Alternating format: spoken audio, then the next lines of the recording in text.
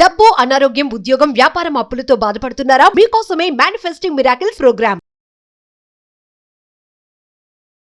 అంటే నాకు చాలా బాధ్యతలు ఉన్నాయి సార్. అంటే మా ఫాదర్ కి కొంచెం హెల్త్ ఇష్యూస్ ఉన్నాయి.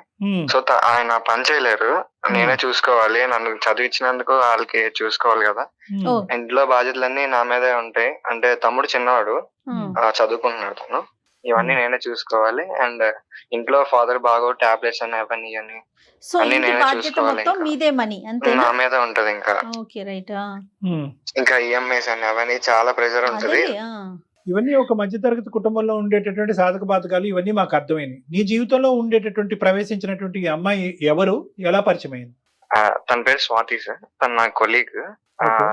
ఓకే 1 year రిలేషన్షిప్ లో ఉన్నాము. అంటే తను జాయిన్ అయిన కాడ నుంచి కొంచెం ప్రపోజ్ చేసిన తనే వచ్చి ఓకే అంతా బాగానే జరుగుతుంది. అయితే తన జాబ్ పోయింది సడన్ గా. జాబ్ పోయిందా? పోయింది సార్. అయ్యో అంటే రీసెంట్ గా కొన్ని ఐటీ కంపెనీస్ లో ఈ జాబ్స్ తీసేశారు. అదేలే, ఎక్కువ అదేలే. సాఫ్ట్వేర్ కంపెనీస్ ఎక్కువ. అదేలేండి, రిసెషన్స్, లే ఆఫ్. ఓకే అవును సార్. అయితే తనకి వేరే కంపెనీలో రిఫర్ చేశాను సార్ నేను. తనకి జాబ్ వచ్చింది. ఒక 3 lakhs వచ్చింది సార్ మంత్లీ. అయితే తనకి నేను ఫుల్ స్టాక్ నేర్పించాను. కోర్సు మీరే ఆ. నేర్పించారు. అవును సార్.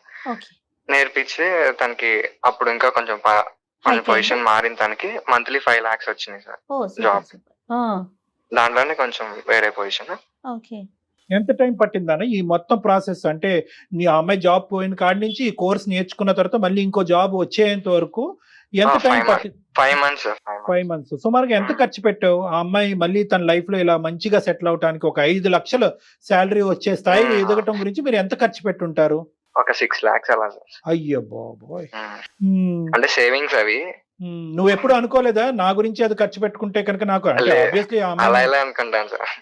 మరి అంటే ఏంటి అంత గొప్పతనం ఆ అమ్మాయిలో? వైఫ్ అనుకున్నా, ఎంగేజ్మెంట్ చేసుకున్నాను వైఫ్ అనుకున్నాను కదా. ఎంగేజ్మెంట్ అయిపోయిన తర్వాత ఇంకా ఆటోమేటిక్ గా భార్య అనేది. అవునులే, నేను అడగటం కూడా తప్పే, కానీ హెడ్ ఆఫ్ ద ఫ్యామిలీగా నువ్వు ఫస్ట్ ఎదిగి తర్వాత తన ఒక స్థాయిలోకి రెస్పాన్సిబిలిటీ వచ్చిన కూడా నాదే తర్వాత కదా సార్. ఇంకా ఏనన్నా తన రెస్పాన్సిబిలిటీ కూడా నాదే కదా సార్. ఇంకా కరెక్టే నీ రెస్పాన్సిబిలిటీ కూడా నీదే.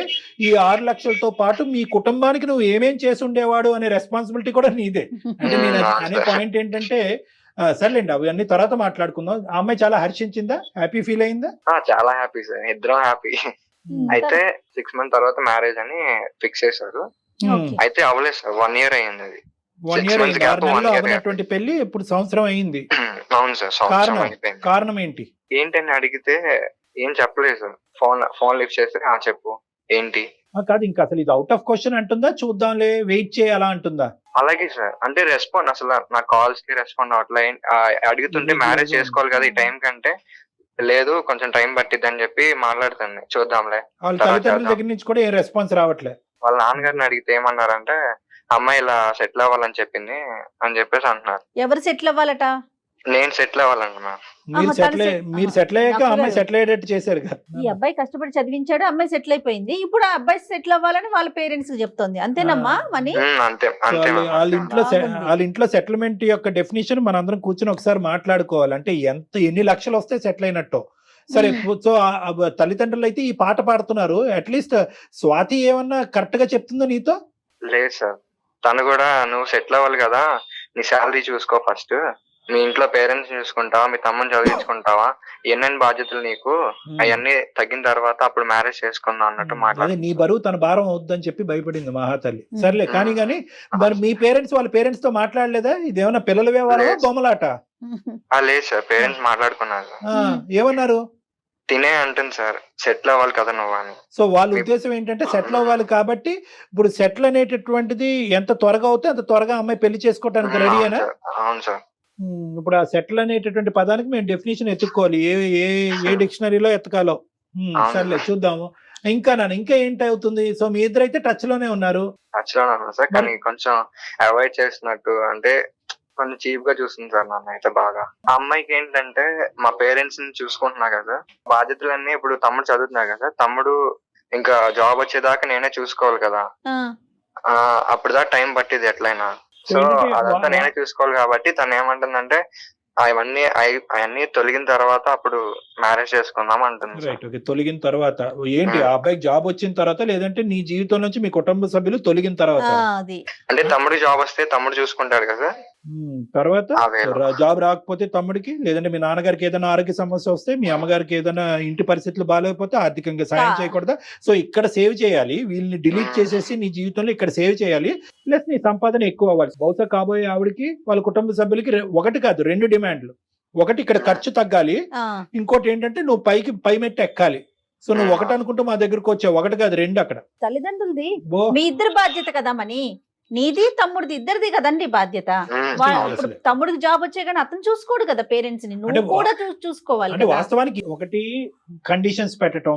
ఇప్పుడు వరకు ప్రేమించినంత కాలం ఉద్యోగం 5 లక్షల ఉద్యోగం వచ్చినంత కాలం ఏ కండిషన్స్ గురించి ఎవరూ మాట్లాడలేదు.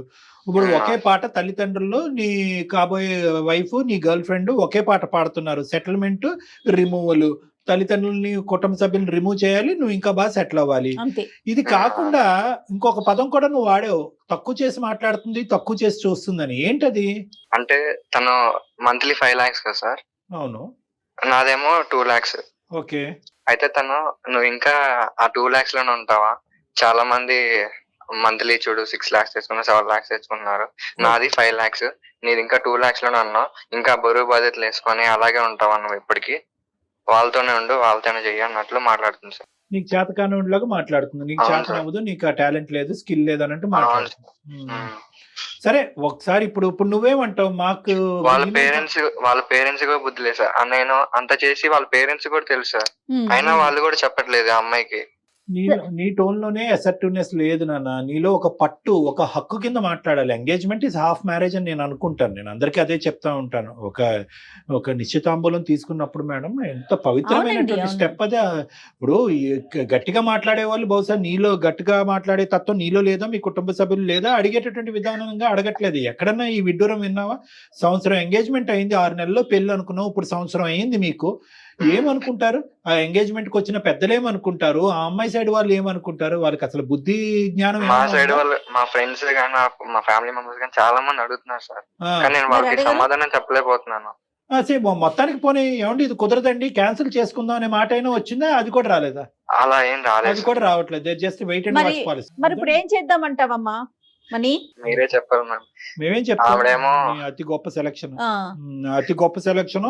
6-5 లక్షలు దారదత్తం చేసి కోర్సులు చదివించేటాలు, వెనక ముందు అసెస్మెంట్లు చేయకుండా పెద్దల్ని మెడొచ్చి ఒంగు పెట్టేసి ఎంగేజ్మెంట్లు చేయించేసుకోవటాలు, ఇప్పుడు అసలు రంగులు బయటకు రావటాలు. ఇది కూడా అడిగాను సార్, ఇదంతా నా వల్లే కదా, జాబ్ వచ్చింది నా వల్లే కదా, నీకు వస్తే నాకు వచ్చినట్టు ఫీల్ అయ్యాను అంటే, ఇదంతా నా టాలెంట్, నా ఓన్ టాలెంట్ తో నేర్చుకున్నాను అని చెప్పి మాట్లాడుతున్నా. చూసారా? సో సొమ్మొకటిది సోకొకటిది. సర్లే. సరే ఇప్పుడు ఎక్కడుంది అమ్మాయి? నువ్వు చేస్తే ఫోన్ ఎత్తుతుందా మహాతల్లి? లిఫ్ట్ చేస్తా సార్. ఇది నువ్వేం ఎక్స్పెక్ట్ చేస్తున్నావు చెప్తే దాన్ని బట్టి డాక్టర్ గారు మాట్లాడతారు. మ్యారేజ్ అవుతుందా లేదా అని చెప్పేసి అలా క్లారిటీ ఇవ్వట్లేదు సార్. అవుతుందా లేదా అనేది. అవదంటది మహాతల్లి. అప్పుడేంటి? బాబు ఇప్పుడు నువ్వే ఇప్పుడు వరకు ఈ క్వశ్చన్ అడగలేదు. ఇప్పుడు సుమన్ టీవీ అందమైన జీవితం ద్వారా ఈ క్వశ్చన్ అడిగావు. అమ్మ దొరికిందిరా చేప, ఇంకెందుకు ఎస్ నువ్వు చాయిస్ లో నువ్వు చెప్పేద్దాం అని అనుకుంటది. చెప్తే అప్పుడు నీ పరిస్థితి ఏంటి? తను ఇలా మాట్లాడదని అసలు అనుకోలేదు. అనుకోలేదు అనుకుంటే మాకెందుకు చేస్తావు ఫోను? ఇప్పుడు మీ అంతా మీరేంటంటే మీరు మంచోళ్ళు, ప్రపంచం అంతా ఇంతే మంచిగా ఉంటదని అనుకుంటారు. మీ కుర్రకారు అంతా కూడా దాన ధనబాలు జోబులు బొక్కలు పెట్టుకుని డబ్బులంతా ఇస్తారు. అసలు ఏం జడ్జిమెంట్ చేశారు? ఆ అమ్మాయి ఏ ఉద్దేశంతో నీ లైఫ్ లో ఎంటర్ అయింది? బిజినెస్ సిస్టమో బార్టర్ సిస్టమో, నాకు ఎన్ని డబ్బులు వస్తాయి, ఎన్ని మెట్లు ఎక్కాలి, పెంపకం అలాగే ఏడ్చింది, తల్లిదండ్రులు కూడా అలాగే పెంచారు, వాళ్ళు అసలు ఏం చెప్పట్లేదు సార్. ఎవరు చెప్పరయ్యా. ఇప్పుడు అదే మనకి ఇక్కడ వచ్చే ప్రాబ్లం ఏంటంటే, ఇప్పుడు నువ్వు దేవదాస్ అయ్యావు, నీ చేతిలో మందు గ్లాస్ పెట్టాలి మేము అంతే.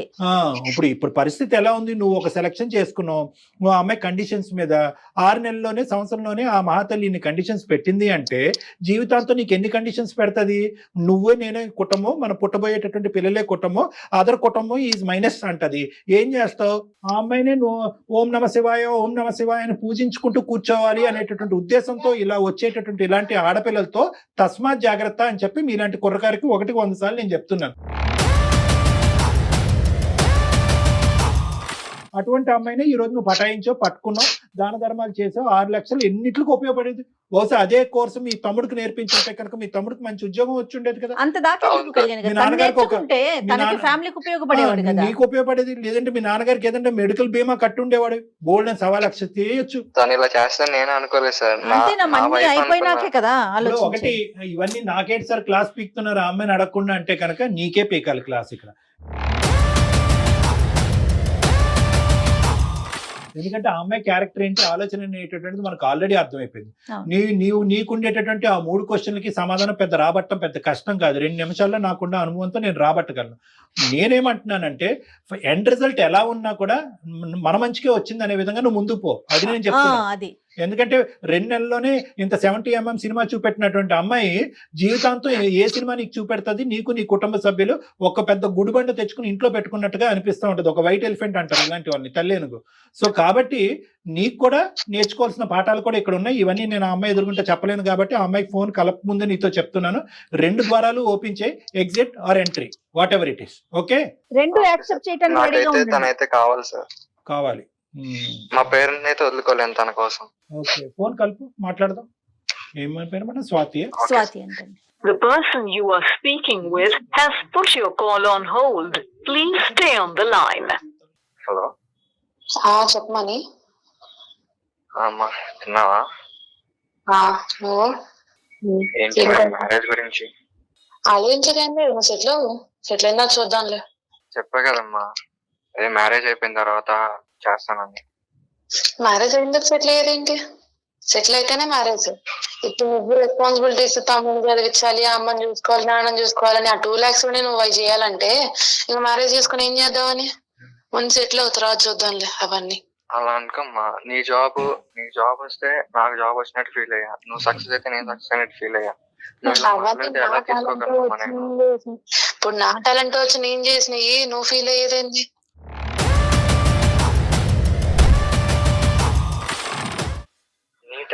అంటే నేనే హెల్ప్ చేయలేదంటావా? ఒక రెజ్యూమే పంపించేసి సెట్ చేసేసినట్టున్నా నన్ను. రెజ్యూమ్ అంటే కోర్స్ ఇవన్నీ నేర్పించింది. అదంతా నువ్వు నేర్పించే దాంట్లో ఉండదు, నువ్వు నేర్చుకుని పర్ఫామ్ చేసే దాంట్లో ఉంటది. ఇప్పుడు ఏమంటామ్మా మ్యారేజ్ గురించి? మ్యారేజ్ గురించి ఏమనేది ఏం లేదు. సెటిల్ అవ్వు. అసలు ఓన్ హౌస్ లేదు, ఏమీ లేదు. ఊరికి ముందు వచ్చి ఎంగేజ్మెంట్ చేసుకొని సెటిల్ అవ్వకుండా ఇప్పుడేమో పెళ్ళి అంటే అలా అవుతుంది. ముందు సెటిల్ అవ్వు. నా వాళ్ళు కావట్లేదే. ఎంగేజ్మెంట్ 1 year అవుతుంది. ముందు నీ ఫ్యామిలీ బరువే ఎక్కువైపోయింది నీకు. మళ్ళీ అంత తెచ్చి పెట్టుకుని ఏం చేద్దామని? ముందు వాళ్ళ బరువు వదిలించుకో. అలా మాట్లాడుకోమ్మా, వాళ్ళు నా పేరెంట్స్, వాళ్ళకి నేను చూసుకోవాలి కదా. అది ఎంత మ్యారేజ్ ముందు వరకే కదా. ముందు వాళ్ళే నువ్వు సెట్ చేయలేకపోతున్నావు. మీ తమ్ముడు ఇంక చదువు అవ్వలేదు, ఇంకా వాళ్ళకి ఏం సెట్ కాలేదు. ముందు హౌస్ కట్టించి వాళ్ళనే పెట్టింది. అప్పుడు నేను సెట్ అవడం నాకు ఎంతసేపు పని కాదు, కానీ నాకు కొంచెం బాధ్యతలు ఉన్నాయి. అర్థం చేసుకో. ఎన్నాళ్ళు ఆగుతావు? నా వల్ల కావట్లేదు, చావాలా బతకాలి అర్థం కావట్లా. నీ ఇష్టం, అది నీ డెసిషన్. అయినా అసలు నా ప్యాకేజ్ ఎంత, నీ ప్యాకేజ్ ఎంత? ఇప్పుడు ఎవరైనా రేపొద్దున మ్యారేజ్ చేసుకొని నీ ప్యాకేజ్ ఎంత అమ్మా, నీ ప్యాకేజ్, మీ ఆయన ప్యాకేజ్ ఎంత అంటే ఎలా చెప్పుకుంటా చెప్పు? ముందు సెటిల్ అయితేనే కదా. మ్యారేజ్ అయితే తర్వాత నేనే చేస్తానమ్మా. ఆలోచించు. వాళ్ళ కోసం నువ్వు నన్ను ఆపడం కరెక్ట్ కాదమ్మా. వాళ్ళ కోసం అంటే ఎట్లా? నువ్వు వాళ్ళు ఇలా ప్యాకేజ్ అడుగుతారు, మీ ఆయన పొజిషన్ ఏంటి అలా అడిగితే మాత్రం చెప్పాలి. నాకు ఏదో ఇష్యూ వల్ల నేను జాబ్ మానేయాల్సి వస్తుంది. అప్పుడు నీ ప్యాకేజ్ తో పిల్లలు ఎలా పెంచుదామని పెళ్లి చేసుకుంటా అంటున్నావు. మ్యారేజ్ అవ్వగానే 3 or 4 months లో డెఫినెట్ గా నీకన్నా ఎక్కువ తెచ్చుకుంటాను. ఇప్పుడు పెట్టే టైం పెట్టి సెటిల్ అవ్వు, అప్పుడు చూద్దాం తర్వాత సంగతి. ఇంకా సొల్యూషన్ దొరకదేమమ్మా. నేను సుమన్ టీవీ నుంచి అందమైన జీవితం ప్రోగ్రామ్ లో సార్ ఉంటారు, కళ్యాణ్ చక్రవర్తి సార్, అని మేము మాట్లాడండి ఒకసారి. అతని ఇంట్రడక్షన్ కూడా పాపం చేయలేదు. ఎంత డల్ అయిపోయాడంటే మాటలు కూడా రావట్లేదండి. అమ్మ స్వాతి, నమస్తే అమ్మా. నమస్తే సార్, చెప్పండి సార్. బాగున్నావమ్మా? బాగున్నాను సార్. అమ్మ సారీ, నీ పర్మిషన్ లేకుండా మేము బ్యాక్గ్రౌండ్ లో అంతా వింటూనే ఉన్నాము గోడ చాటున. కానీ ఏంటంటే తప్పలేదమ్మా, తప్పనటువంటి పరిస్థితిలోనే మేము ఇలాంటి అవతారాలు ఎత్తవలసిన పరిస్థితి ఏర్పడుతూ ఉంటుంది. ఇప్పుడు ఏంటంటే ఇది చాలా బాధ కలిగిస్తుందమ్మా. అంటే నాకు యాజ్ ఏ ప్రొఫెషనల్ అవనియండి, లేదంటే జయ గారు యాజ్ ఏ సోషల్ పర్సన్ అవనియండి, చాలా బాధగా ఉంది. అంటే ఆడపిల్లలు అంటే మేము ఇంకా పూర్తిగా నీ స్టోరీ వినలేదనుకోండి, నువ్వు మాట్లాడిందే ఒక 5-10 నిమిషాలు. ఆడపిల్ల ఇంత క్రూరంగా ఆలోచించగలరా? అంటే ఇంత కఠినంగా క్రూరం అనేది తప్పు మాట ఏమో, క్షమించండి. ఇంత కఠినంగా ఆలోచించగలరా? అంటే జీవితానికి సంబంధించినటువంటి నిర్ణయాల్లో ఉమెన్ ఎంపవర్మెంట్, ఆడదాని యొక్క ఎదుగుదల అనేటటువంటి ఇలాంటి రకరకాల మాటలు మాట్లాడేటటువంటి ఈ క్రమంలో ఆడది ఒక సున్నితమైనటువంటి మనస్తత్వం పోగొట్టుకునే పరిస్థితికి వచ్చాము మనం అలా దిగజారిపోయాం. అంటే ఎదగాలి అనేటటువంటి తత్వంతో పక్కన ఎవరు ఉంటే కనుక వాళ్ళని తొక్కుకుని వెళ్ళిపోవాలి, ఒక సున్నితమైన మనస్తత్వాన్ని వదిలేయాలి, మానవత్వాన్ని వదిలేయాలి, ప్రేమని త్యాగం చేసేయాలనే కాన్సెప్ట్లు కూడా మనం మాట్లాడుకుంటున్నావా? మాట్లాడుకోవట్లేదేమో కదా. ఏంటమ్మా నీ ఒకసారి నీ వివరణ చెప్పు. అంటే నీలో అతను చూపెట్టినటువంటి ఈ మార్పు ఇది నిజంగా నీకు ఉద్యోగం వచ్చినప్పుడే ఉందా, లేదంటే ఈ లెవెల్కి ఎదిగిన తర్వాత ఇలా చేద్దామని నువ్వు ఏమైనా ముందు నుంచే నిర్ణయం తీసుకున్నావా? అసలు మీ ప్రేమ ఎలా మొదలైంది? అసలు నువ్వు మనీ గురించి ఏమని చెప్పాలి అని అనుకుంటున్నావు? మనీ ఇప్పుడు ఉండేటటువంటి పరిస్థితి ఏంటి? అతను నువ్వు ఎప్పుడు పెళ్లి చేసుకుందాం అనుకుంటున్నావు? అసలు పెళ్లి చేసుకుందాం అనుకుంటున్నావా లేదా? వీటి గురించి కొద్దిగా వివరించి చెప్పమ్మా. సార్ మ్యారేజ్ అంటే ఇప్పుడు తను సెటిల్ అయ్యే దాని మీద ఆధారపడి ఉంటది. మా లవ్ 3 years అవుతుంది సార్. 1 year లవ్, ఇద్దరం ఒకటే ఆఫీస్ కొలీగ్స్. ఇంకా రిలేషన్షిప్ లో ఉన్నాము. అనుకోకుండా టెర్మినేషన్ వల్ల నా జాబ్ పోయింది. ఇంకా నా రెజ్యూమే ప్రిపేర్ చేసి తను నాకు కొంచెం గైడ్ చేసి పంపించారు వేరే ఎంఎన్సీ కంపెనీకి. నేను మంచిగా పర్ఫార్మ్ చేయడం వల్ల నాకు జాబ్ వచ్చింది. ఇప్పుడు 5 lakhs సార్ నాకు. అంతేనా? జాబ్ వచ్చిన తర్వాత కాదమ్మా, ఓన్లీ రెజ్యూమ్ పంపించటమేనా? మిమ్మల్ని వేరే కోర్సు చదివించడం లాంటివి ఏమన్నా ఉన్నాయా? ఎందుకంటే తన చెప్పారు మనీ. సార్ మేడం నేర్పించారు. కానీ తన ఎంత నేర్పించినా సరే నేను పర్ఫార్మ్ చేసే దాన్ని బట్టి నేను నేర్చుకున్నా. ఎంత ఖర్చు అయిందమ్మా దానికి? మనీ అవి నేను చూడలేదు సార్. తను నాకు అది అతను అంటే సుమారుగా 6 లక్షలు అయిందని చెప్పాడు. సర్లేండి, ఇప్పుడు మీకు 5 లక్షలు నెలకు వచ్చే వాళ్ళకి మీకు 6 లక్షలు కనిపించలేండి. కానీ సరే, 6 లక్షలు ఖర్చు అయ్యింది. తను చేయవలసినటువంటి కోర్సో లేదంటే తన తమ్ముడు చేయించవలసినటువంటి కోర్సో, ఇలాంటి రకరకాల ఆప్షన్స్ కూడా పక్కన పెట్టి ఎంగేజ్మెంట్ అయిన తర్వాత నేను ఆల్రెడీ ఆ కుటుంబంలో ఒక సభ్యురాలుగా యాక్సెప్ట్ చేసి నేను ఒక భారీగానే ట్రీట్ చేస్తూ అందరికీ లేనటువంటి ఒక గొప్ప, బహుశా మీ జీవితాన్ని మర్చిపోలేనటువంటి ఒక గొప్ప బహుమతి నీకు ఇచ్చాడు అన్నట్టుగా మాకు వినిపించింది. నీకు అనిపిస్తుందా లేదో కూడా చెప్పమ్మా. తను ఇచ్చుండొచ్చు సార్, కానీ సెటిల్ అవ్వాలి కదా. ఇప్పుడు నాతో ఈక్వల్ అవ్వాలి కదా సార్. ఇప్పుడు బయట చూసే వాళ్ళు ఏమంటారు? మరి మీరు కూడా సపోర్ట్ చేయండి అతనికి. ఏదన్నా కోర్స్ నోటి మాట కాదు కదమ్మా స్వాతి. ఇప్పుడు నేనేమంటున్నానంటే అతను మాట చెప్పి వదిలేలా మిమ్మల్ని ఎంకరేజ్ చేశాడు, దానికి కావాల్సిన సోర్స్ క్రియేట్ చేశాడు. మరి మీరు కూడా సోర్స్ క్రియేట్ చేయండి. మంచి పొజిషన్ లో ఉన్నారు కదా, 5 లక్షల జీతం తీసుకుంటున్నారు మీరు. సెటిల్ అవటం అంటే ఏంటో నాకు ఒక్కసారి డిఫైన్ చేయమ్మా. నాకు అస్సలు అర్థం కాదు ఈ సబ్జెక్టు. సెటిల్ అవటం అంటే ఏంటి? ఎన్ని లక్షలు వస్తే ఒక మగాడు సెటిల్ అయినట్టు? లేదంటే ఎన్ని లక్షలు వస్తే కనుక నువ్వు హ్యాపీ ఫీల్ అయ్యి అతను పెళ్లి చేసుకుంటావు? ఎన్ని లక్షలు కావాలి? ఇప్పుడు 5 దాటాలా? ఓకే సరే. ఇప్పుడు అతనికి ఏంటమ్మా అంటే, ఇప్పుడు నేను స్వాతియే చెప్తేనే అతనికి 5 లక్షలు సంపాదించేటటువంటి ఉద్యోగం వరకు వెళ్తాడా? ఒక మగాడికి ఒక ఆశయం, ఒక గోల్, ఒక డైరెక్షన్ ఉండవా? అంత గోల్లెస్ లేజీ పర్సన్ అతను? ఏమీ సంపాదించకుండా ఖాళీగా ఇంట్లో కూర్చుని గోర్లు గిల్లుకుంటూ కూర్చుంటాడా? సింపుల్ ఎగ్జాంపుల్, తాత్కాలికంగా సెబాటికల్ లీవ్ తీసుకుని మీ ఇతను మనీ సెబాటికల్ లీవ్ తీసుకుని ఒక 6 నెలల పాటు నీలా కోర్స్ చేసి నీ స్థాయికి ఎందుకు ఎదగలేదమ్మా ఇప్పుడు వరకు? నాకు తెలియక అడుగుతా. అదే సార్, వాళ్ళ ఫ్యామిలీ, వాళ్ళ తమ్ముడు, వాళ్ళ అమ్మ నాన్న అందరూ కూర్చుంటే ఇంకెప్పుడు సెటిల్ అవుతాడు? ఇప్పుడు కూడా నేను ఇంత మ్యారేజ్ చేసుకుని వెయిట్ చేసినా సరే తను కోర్స్ తీసుకోవాలి లేదంటే ఏదైనా సెట్ అవ్వాలని తను ఇంకా అనుకోవట్లే. ఇంకా ఫ్యామిలీ, ఇంకా తమ్ముడు అని అక్కడే ఆగిపోతే ఎట్లా సార్? అదే ఆగిపోయాడు. పిచ్చోడు కాబట్టి ఆగిపోయాడు, మెంటలోడు కాబట్టి ఆగిపోయాడు. స్వాతి, నాకు ఇప్పుడు నేను కొద్దిగా నేను మాట్లాడతాను. 2 మాటలమ్మా. నీకు వచ్చి 6 లక్షలు ఇచ్చి నీకు ఒక కోర్స్ చేయించి ఒక ఉద్యోగం ఇప్పించేటటువంటి మగాడిని, ఒరే ఇంటికి పెద్దగా నువ్వురా మొగుడు మగాడు, నాకంటే ఎక్కువ సెటిల్ అవ్వాల్సింది నువ్వు, నాకంటే ఎక్కువ సంపాదించవలసింది నువ్వు, కాబట్టి ఫస్ట్ ఇదే కోర్సు నువ్వు చేసి నువ్వు సెటిల్ అవ్వనే మాట ఎందుకు అనలేదు తల్లి నువ్వు? నేను సెట్ అవ్వమన్నాను సార్, స్టిల్ ఇప్పటికీ నేను సపోర్ట్ చేస్తున్నాను. ఇప్పుడు కాదు, ఫైనాన్షియల్ గా ఇప్పుడు కాదమ్మా. నీకెచ్చి నీ మీద దారదత్తం చేసే ముందు నా గురించి కాదు, ఫస్ట్ నీ గురించి ఆలోచించుకో. నువ్వు ఫస్ట్ సెటిల్ అవ్వు. నువ్వు సెటిల్ అవుతే కనుక నాకు గౌరవప్రదంగా ఉంటుంది, తర్వాత నేను ఎలాగైనా ఉద్యోగం సంపాదించుకుంటానని ఇప్పుడు మాట్లాడే టోను అతను నీ చేత కోర్స్ చదివించేటప్పుడు డబ్బులు ఖర్చు పెట్టేటప్పుడు ఎందుకు రాలేదు ఇది టోను? అరే ఈ కోర్స్ చేసేస్తే నాకు 5 లక్షలు ఉద్యోగం వచ్చేస్తుంది, తర్వాత నేను నట్టెట్టు ముంచేస్తానని చెప్పావా అప్పుడు?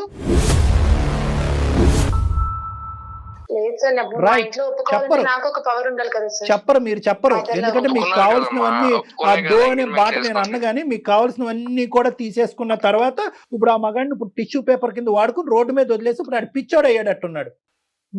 నీ బాయ్ ఫ్రెండ్ పిచ్చోడు అయ్యాడు. మీ ప్రేమ నిజమైన ప్రేమేనా స్వాతి, లేదంటే ఇదేమైనా కల్పితమైన ప్రేమ, కండిషనల్ ప్రేమ? నేను చేసుకున్నామనే ఉన్నాను సార్, తను సెటిల్ అవ్వాలంతే. ఏం సెటిల్ అమ్మా? నాకైతే ఇది కండిషనల్ కల్పితమైనటువంటి ప్రేమ. నువ్వు రాసుకున్న టెక్స్ట్ బుక్ లాగా నాకు అనిపిస్తుంది. సెటిల్మెంట్ అనే భాషతో మీరు రాసుకునే ప్రేమ కథ పేరు సెటిల్మెంట్.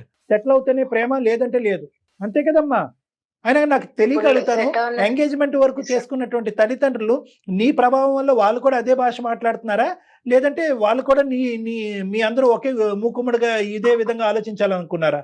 మీ పేరెంట్స్ లేదు సార్, ఏమంటున్నారమ్మా? అందరూ వాళ్ళు బానే ఉన్నారు సార్. నేనే ఇప్పుడు వాళ్ళు ఓకే చెప్పారు కదా అని చెప్పని నేను ఇప్పుడు ఛాన్స్ తీసుకుంటే రేపు అందరి ముందు చులకన అయ్యేది నేను తనే కదా సార్.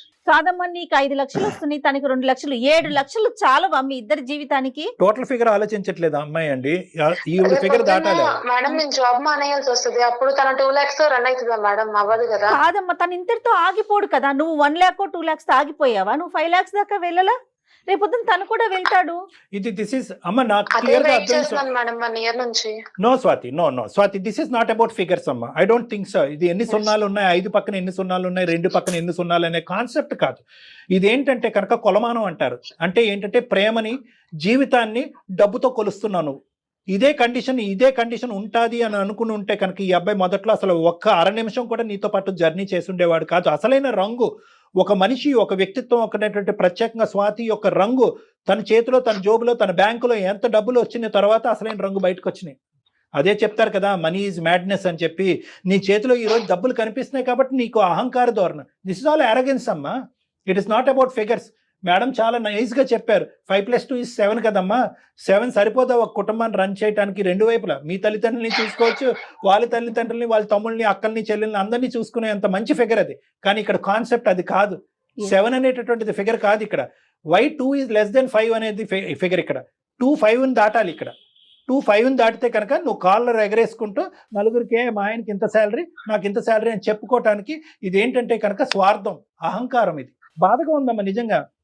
ఇటువంటి కండిషన్స్ ఉంటే కనుక అసలు ఎంగేజ్మెంట్ వరకు ఎందుకు వెళ్ళారమ్మా? అసలు ప్రేమను ఎందుకు వాగ్దానాలతో ముందుకు తీసుకెళ్లారు? ఎందుకు ఫాల్స్ ప్రామిసెస్ చేశారు?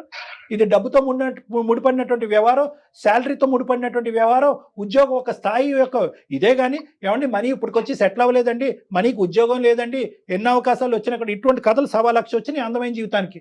అప్పుడు మేమే చెప్పాం, ఒరే మనీ నువ్వు ఫస్ట్ సెటిల్ అవరా, నువ్వు ఉద్యోగం సంపాదించరా, నీ బ్యాంక్ బ్యాలెన్స్ కొంత చూపెట్టరా, అవతల వాళ్ళకి నమ్మకం వస్తుంది, కుటుంబ సభ్యులు నమ్మకం వస్తుంది, అప్పుడు వాళ్ళే నీకు రెడ్ కార్పెట్ వేస్తారని చెప్పిన సందర్భాలు బోల్డ్.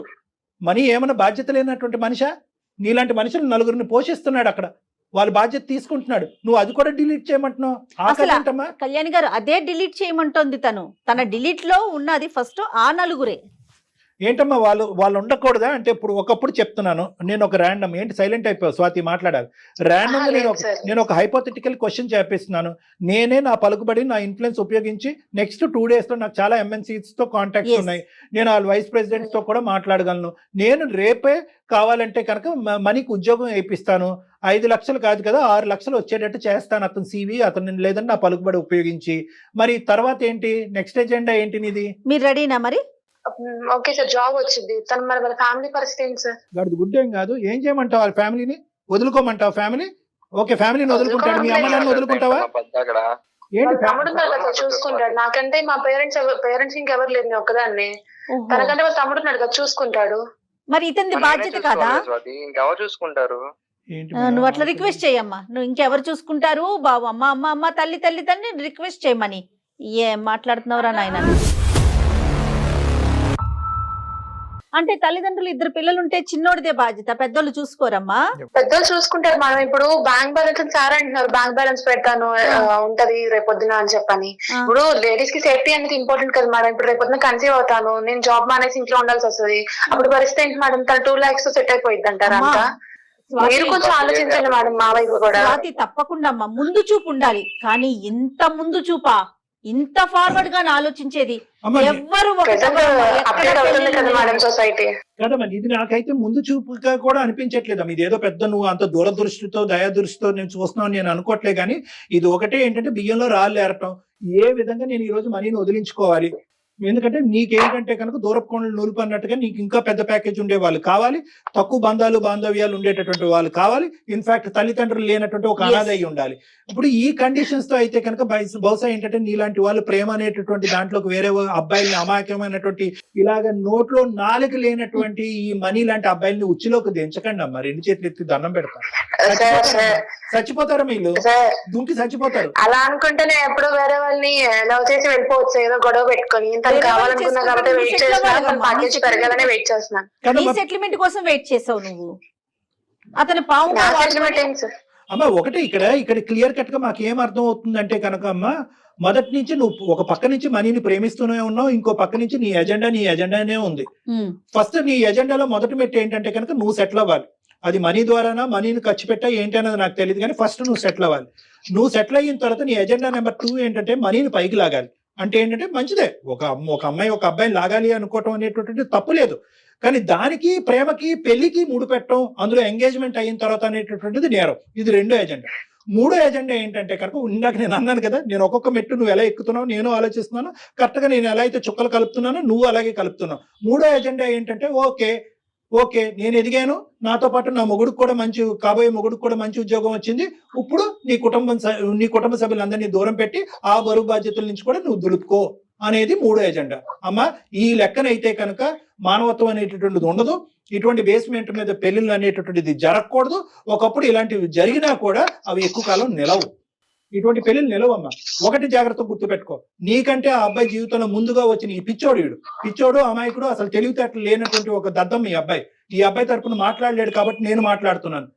ఈ రోజు ఆ అబ్బాయి నీకంటే ముందు ఆ అబ్బాయి జీవితంలో ఎవరిని వచ్చారంటే వాళ్ళ అమ్మ నాన్న వచ్చారు, కుటుంబం వచ్చింది, బాధ్యతలు వచ్చినాయి.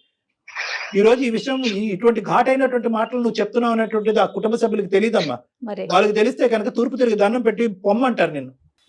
నీకున్న ఇన్ని కండిషన్స్ కి ప్రపంచంలో ఎవ్వడు దొరకడమ్మా నీకు, ఏ మగపిల్లాడు దొరకడు నువ్వు పెళ్లి ఒకప్పుడు దొరికిన జయ గారు, ఒకప్పుడు దొరికిన నువ్వు ఒక టోపీ వేస్తే వాడు నీకు 2 టోపీలు వేసి పెళ్లిలో దూరుతాడు వాడు. మరి ఆ తర్వాత ఆడ అసలు సిసలైనటువంటి రంగుల తర్వాత కనిపిస్తే అప్పుడు మళ్ళీ మా అందమైన జీవితం నువ్వు ఫోన్ చేస్తావు, సార్ ఇలాంటి వాడు నన్ను బక్రా చేశాడు సార్, నాకంటే ఎక్కువ ప్యాకేజ్ అని చెప్పి మోసం చేశాడు, నాకంటే పెద్ద ఎంఎన్సీ కంపెనీ అని చెప్పాడు, నాకంటే గొప్ప కుటుంబం అని చెప్పాడు. ఇలాంటి బక్రాలు చాలా మంది, ఇలాంటి వాళ్ళు చాలా మంది మా దగ్గరకు వస్తున్నారమ్మా. ఇప్పుడు ఇంత చక్కగా మేడం. బాధ్యతలు నిర్వహిస్తున్నాడు, పెళ్లి కాకముందే నీ సెటిల్మెంట్ గురించి ఆలోచించాడు, నిన్ను ఇంతగా ప్రేమిస్తున్నాడు, ఇంతకన్నా మంచి లక్షణాలు ఉన్న అబ్బాయి నీకు దొరుకుతాడమ్మా? ఎందుకు నేను అందుకనే వెయిట్ చేస్తున్నాను మేడం. ఎంగేజ్మెంట్ కూడా నేను ఒప్పుకొని చేసుకుంది కూడా కారణం మంచితనే. ఆ, అమ్మా అక్కడి వరకు బానే ఉంది స్వాతి, ఎంగేజ్మెంట్ చేసుకున్నావు, పెళ్లి చేసుకోవాలనుకున్నారు Yes, sir. 6 నెలల్లో, అది ఒక పవిత్రమైనటువంటి Yes, sir. ఒక ప్రక్రియ. ఇతనేమి ఖాళీగా కూర్చొని గోర్లు గిల్లుకుంటూ కూర్చోలేదు, అతను కూడా కష్టపడుతున్నాడు. ఇప్పటికి కూడా అతను ప్రామిస్ చేస్తున్నాడు, నీ ఆలోచన శైలిలో తప్పు లేదు, నేను ఎదగాలి, నాతో పాటు నా మొగుడు ఎదగాలి, మొత్తం కుటుంబం ఎదగాలి అనేటటువంటి ఆలోచన మంచిదే. కానీ ఏంటంటే ఆ ఎదుగుదల అనేటటువంటిది స్వార్థపూరితంగా ఆలోచిస్తున్నాం. మేమే ఎదగాలి, మా ఆయనే ఎదగాలి, మేమే డబ్బులు సంపాదించాలి, అటు ఇటు మొత్తం అన్ని తగ్గొట్టుకోవాలి. ఈ కాన్సెప్ట్ కరెక్ట్ కాదమ్మా. నువ్వు తెలియనితనంతోనో అమాయకత్వంతోనో ఆలోచిస్తున్నావు. అట్లీస్ట్ నా మాటలు ఆలోచించుకుని ఒక్కసారి అనేది కూడా కనువిప్పు చేసుకో. నీకు చెప్పేటటువంటి తల్లిదండ్రులు కూడా సరిగ్గా చెప్పలేదని నాకు అనిపిస్తుంది, yes. లేదంటే వాళ్ళని కూడా నువ్వు డామినేట్ చేసి పడేస్తున్నావు అని అనిపిస్తుంది. ఈ రెండిట్లో ఏదన్నా అయి ఉండాలి. ఒకటే కాదమ్మా, డబ్బులు ఒకటే కాదు, ప్యాకేజీలు ఒకటే కాదు, ఎంత సంపాదిస్తావు, రేపొద్దు నేను ప్రెగ్నెంట్ అయితే 2 లక్షలు సరిపోతాయి, లేదా ఉద్యోగాలు ఊడిపోతే తర్వాత ఏంటంటే కనుక అలా అనుకుంటే కనుక ఈ జీవితంలో ఏ పెళ్లి అవ్వదు, ఏ మనిషి అదే చెప్పాను నేను. డబ్బుతో కళ్ళు మూసుకుపోయి నేను కఠినంగా మాట్లాడుతున్నానని నువ్వు అనుకోవద్దు. మీకు వచ్చేటటువంటిది ఇట్ ఈస్ సఫిషియంట్. ఎస్, ఎదగండి, చేయి పట్టుకుని కలిసి ప్రయాణిస్తూ నలుగురిని కాపాడుతూ లివ్ అండ్ లెట్ లివ్. వాళ్ళని కాపాడుకోండి, మీరు ఎదగండి. అదే కదమ్మా సమాజం అంటే. రేపొద్దున ఎటువంటి విలువలు నేర్పిస్తారు మీ పిల్లలకి? వాళ్ళు రేపొద్దున కనేటటువంటి పిల్లలు కూడా మీ ప్యాకేజ్ అంటారా, అప్పుడే కంటామంటారా? కాదుగా. లేదు సార్. మరి మీ అమ్మ నాన్న ఒకళ్ళ ప్యాకేజ్ ఒకళ్ళు చూసుకుని పెళ్లి చేసుకున్నారా, లేదంటే ఒకళ్ళ ప్యాకేజ్ ఒకళ్ళు చూసుకుని మిమ్మల్ని కన్నారా? ఏంటమ్మా ఈ ప్యాకేజీలు? బ్రతకడానికి ఎంత ప్యాకేజీ కావాలి? కరెక్టే, డబ్బు ఈజ్ ఇంపార్టెంట్, కానీ ఎంత డబ్బు ఉంటే కనుక సంతృప్తి చెందుతాం, ఆనందిస్తూ ఉంటాం. తప్పు స్వాతి ఈ ఆలోచన. ఒక పక్క నుంచి నిజంగా ప్రేమించానని అంటున్నావు, ఎందుకంటే నేను హర్షిస్తున్నాను, నీ లోపల కూడా ఒక నిజమైనటువంటి ప్రేమ ఉందని నేను హర్షిస్తున్నాను. ఎందుకంటే కనుక ఎంగేజ్మెంట్ అయినటువంటి ఒక 6 నెలల తర్వాత ఇతను ఇంకా సెటిల్ అవ్వలేదని మీరు తెగొట్టుకోలేదు. ఇప్పుడు కూడా వెయిట్ అండ్ వాచ్ పాలసీలోనే ఉన్నారు. ఎప్పుడు సెటిల్ అవుతావు, ఎట్లు సెటిల్ అవుతాను నేను అంటే మీ లోపల కూడా ఒక మంచి యాంగిల్ ఉంది. కానీ ఆ యాంగిల్లో ఆ అబ్బాయి యొక్క మానసిక పరిస్థితి ఏమైపోతుంది అనేది కూడా ఆలోచించుకోండి. ఆ అబ్బాయి సెటిల్ అవుతానంటున్నాడు, నేను కావాల్సినంత సంపాదిస్తానంటున్నాడు. కానీ ఇంకొక పాయింట్ ఏంటంటే కనుక అతను సంపాదించడం అనేటటువంటిది, ఇంకో లెవెల్కి వెళ్ళటం అనేటటువంటిది చాలా ఈజీ జాబ్. కానీ అతనికి అతి కష్టమైనటువంటి జాబ్ ఏంటంటే you decide between me and your family అని అంటున్నావు. నీ కుటుంబం మధ్యన నన్ను డిసైడ్, అది చాలా గౌరవం, అది మాట్లాడకూడదు నువ్వు. రేపొద్దున మీ నాన్నగారు ఆరోగ్యమే బాగుండకపోవచ్చు, నీ ఉద్యోగం ఊడిపోయి ఉండొచ్చు, అప్పటికి మీ అమ్మగారి పరిస్థితి బాగుండకపోవచ్చు. అప్పుడు ఎవరు హెల్ప్ చేస్తారు? ఏమని అప్పుడు నువ్వు ముందుకు వచ్చి వాళ్ళ కుటుంబ సభ్యులు నా కుటుంబ సభ్యులు అనుకున్నట్టు వాళ్ళని హెల్ప్ చేయవా నువ్వు? అలా అనుకునే కదా సార్ చేసింది అంతా. సో అబ్బాయి రెడీగానే ఉన్నాడు, తనంత ఫార్వర్డ్ గా ఆలోచించేటప్పుడు నువ్వు చాలా చాలా కండిషన్స్ తో ఆలోచిస్తున్నావమ్మా Swathi. Look at this as a overall thing. మీ ఇద్దరు ఎవరు చెడ్డవాళ్ళు లేరు. ఎస్, అతను ఒక 10 రూపాయలు సంపాదిస్తే నేను ఇంకో 10 రూపాయలు సంపిస్తాను, ఇద్దరు కలిపి 20 రూపాయలు. ఆ 20 రూపాయలు కుటుంబాన్ని ఎలా కాపాడతాయని చూపెట్టుకోండి. అంటే 10 అంటే 10, 20 అంటే 20 కాదు, నేను ఊరికి ఎగ్జాంపుల్ గా చెప్తాను. ఆ విధంగా చూసుకోండి. అదే కదా కుటుంబం అంటే, అదే కదా గొప్ప. ఒకటి మోస్ట్ ఇంపార్టెంట్ కావాల్సింది ఈ రోజుల్లో పెళ్లిలో చూడవలసింది ఏంటంటే ప్యాకేజీలు, ఉద్యోగాలు, స్థాయిలు కాదమ్మా. ప్రేమ, ఆప్యాయత ఉందా? ఇద్దరు పర్సనాలిటీస్ మ్యాచ్ అవుతున్నాయి, ఇద్దరు ఆలోచన శైలి మ్యాచ్ అవుతుంది, ఇద్దరు కుటుంబాలు కలుస్తున్నాయి లేదా? ఈ మాట మాత్రం మనం గట్టిగా మాట్లాడాలి. ఈ కాన్సెప్ట్స్ మీద ముందుకెళ్ళండి అమ్మా. ఈ కాన్సెప్ట్స్ మీద అబ్బాయికి చెడు అలవాట్లు ఉన్నాయా లేదా, బాధ్యతలు వ్యవహరిస్తున్నాడా లేదా, నేను కాకుండా వేరే అమ్మాయి గురించి ఆలోచిస్తున్నాడా, అదే విధంగా నీ సైడ్. ఈ 2 విధాలుగా ఆలోచించుకుంటూ ముందుకెళ్ళండి. రండి, కావాలంటే నా దగ్గరికి ఇద్దరు కలిసి రండి, నేను మాట్లాడతాను మీ ఇద్దరితోని. మీ ఇద్దరు విడిపోవలసినటువంటి ఇది కాదమ్మా, ఇష్యూనే కాదు, అస్సలు కాదు.